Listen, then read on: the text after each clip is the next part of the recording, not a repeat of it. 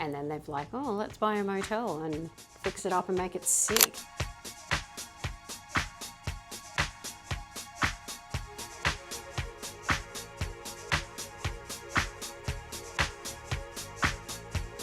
Motels, like I've said before, were mainly for people that were travelling through.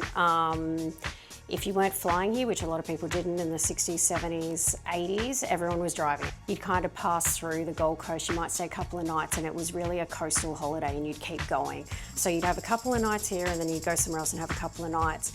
A lot of the motels were built on that Gold Coast highway so that as you were driving through, you'd see all those neon signs of vacancy and you didn't book in advance, you didn't know where you'd get to on your hours of travel. And so when you'd see a vacancy side and you'd just pull into that one, they were all about the same price. So it's really nice to see how that's evolved because they did become rundown. They were built in the 60s and 70s and it is a lot of money to fix them up. And if they're not being bought up by a property developer where they can build now a high rise and obviously sell those apartments for a lot more than what you get for a hotel room per night, it's nice to see locals value that aesthetic that's on that Gold Coast highway and the design and try and pay homage to that and keep that 60s, 70s feel, which is what we've kind of seen with the ones featured in this episode. They're really trying to keep that nostalgia alive and people are finding that, oh, it's a little bit quirky, it's a little bit different, and they don't necessarily need everything that a hotel offers. You don't necessarily need 24-hour concierge. You know what you want. You just pretty much coming to stay at that motel or hotel and go to the beach or go shopping or go out to restaurants, and they're not actually spending a lot of time necessarily in the rooms, but they do look great on Instagram. We approach all of these projects with work with what you've got. So the idea that this building existed and has been since the 60s, that was awesome for us. That was a plus. We were like, let's keep it.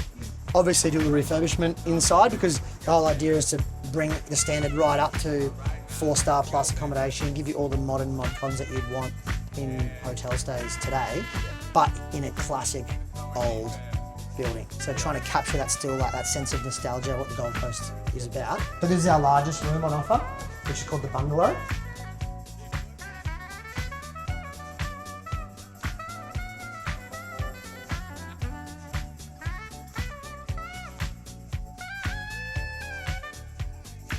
But it fits with the theme and you've kept a lot of that here, which, big time. Yeah, it's like there's no point in taking over one of these 60s, 70s inspired motels and then changing the whole thing to be new, because it doesn't work. It doesn't, and I think that's what's cool about places like this is you can capture little mementos of nostalgia. Yeah. And, like the way we really specifically chose to trick it up where we need to and then maintain.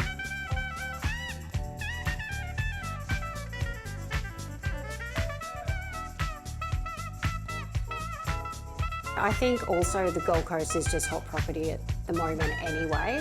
So along with all of the TV shows and everything of flipping homes and whatnot, I think people can see the value in keeping something that is quite well known on the Gold Coast and just changing that so that it's not a new high rise that goes up, but it's something that's quite nostalgic and quite consistent on the Gold Coast that you would see from the 60s and 70s, keeping that design alive and just really playing into that so that we do have little bits of the old Gold Coast still here, and it's not all just high rises.